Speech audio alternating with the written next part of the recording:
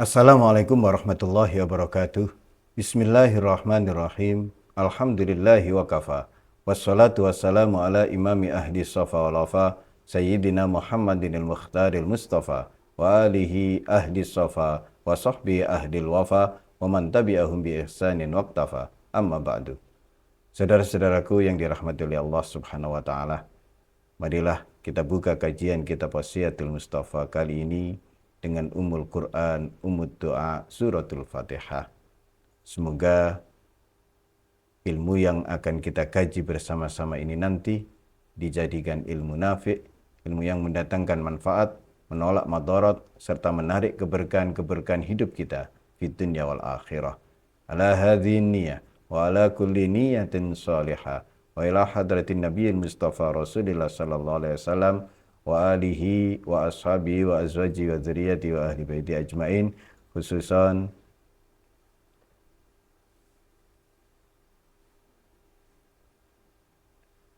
lahumul Fatihah.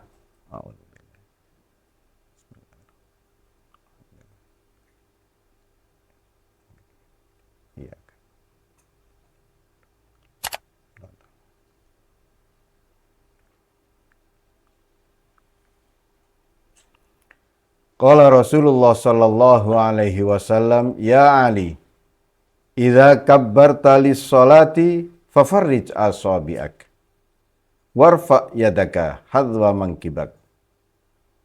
Wa idza kabbarta fada' yaminaka ala shimalika tahta surratik. Wa idza raka'ta fada' yadaka ala rukbatika wa farrij asabi'ak. Wahai Ali, apabila engkau melakukan takbiratul ihram, di takbir ketika sholat, dan takbir di awal sholat ini dinamakan takbiratul ihram,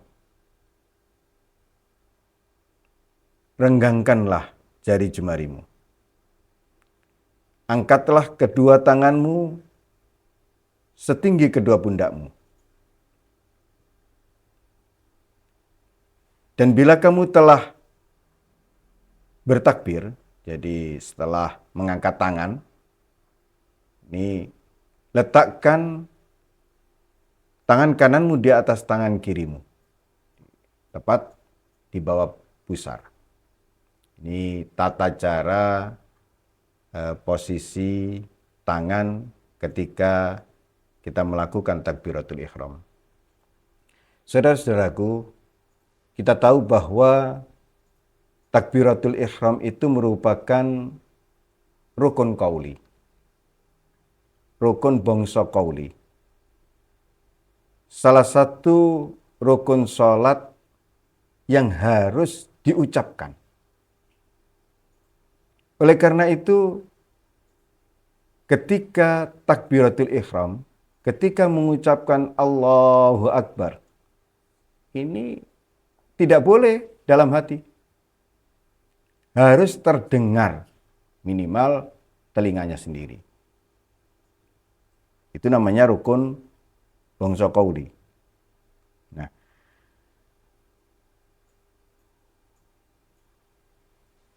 dengan melakukan takbiratul ihram, ini tanda, berarti hal-hal yang dilarang di dalam sholat sudah tidak boleh dilakukan. Takbiratul ihram itu menandakan dimulainya sholat. Di saat takbiratul ihram itulah niat disertakan. Jadi lisan kita mengucapkan Allahu Akbar, hati kita berniat sholat. Oleh karena itu, ketika takbiratul ihram, usahakan semampu kita untuk benar-benar posisi sudah tegak berdiri, menghadap kiblat, dan seterusnya. Kemudian fokus perhatian kita sebisa mungkin di posisi takbiratul ihram itu kita benar-benar bisa khusyuk. Bahwasannya saat kita mengucapkan takbiratul ihram, saat itu kita sedang berada di hadapan Allah Subhanahu wa taala. Kita sedang menghadap Allah. Nah, di posisi awal ini sangat menentukan. Oleh karena itu, kita harus terus-menerus berlatih. Ya.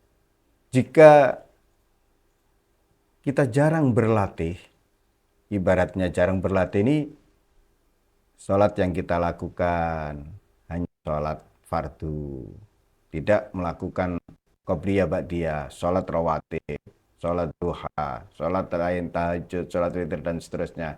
Ini berarti kurang sering latihan. Nah, jika demikian, ya, sholatlah bersama imam. Jangan sholat sendirian, berjamaahlah.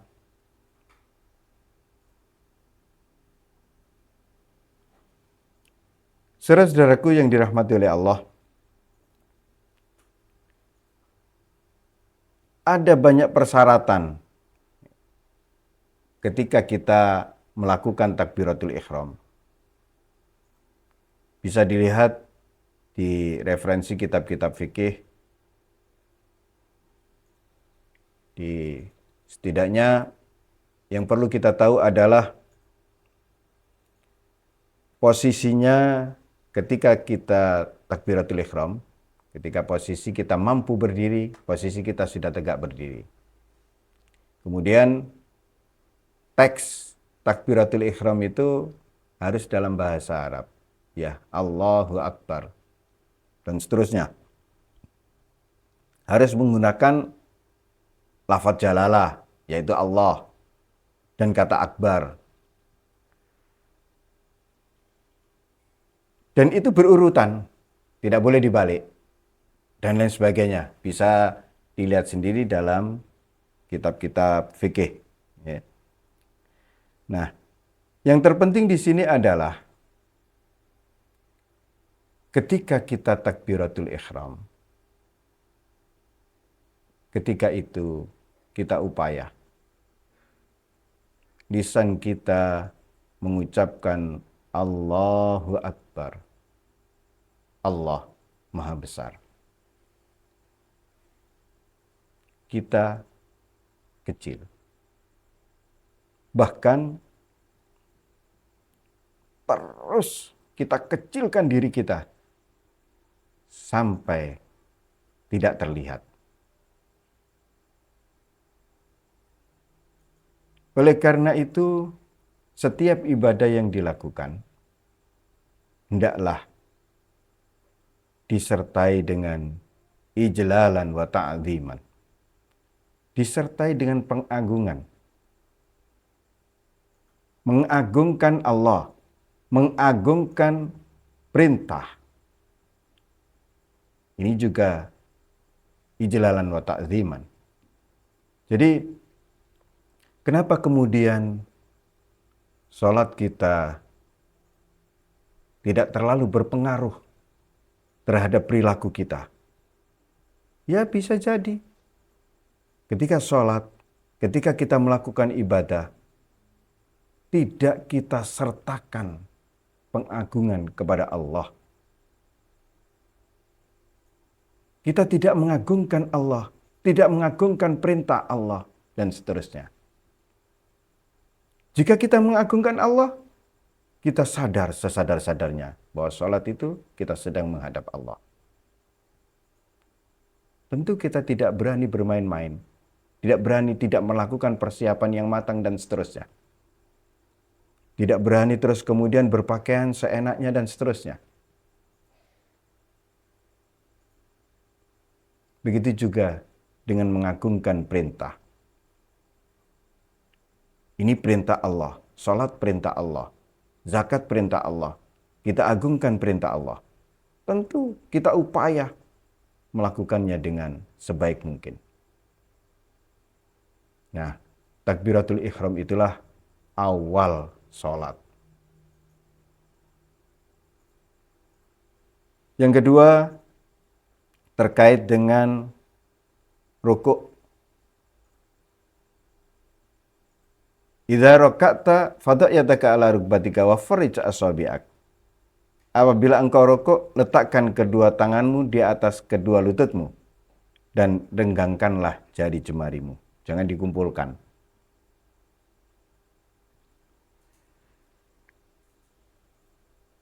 Saudara-saudaraku yang dirahmati oleh Allah Subhanahu wa taala, orang merukuk itu orang merundukkan badan. Jadi kira-kira ya seperti itulah. Posisi tangan ditaruh di lutut. Kita tundukkan badan kita. Berharap kemudian kita benar-benar tunduk patuh kepada Allah. Disitulah kemudian kita dianjurkan ketika rukuk membaca Subhana rabbiyal azimi wa bihamdih. Maha suci Tuhanku yang maha agung.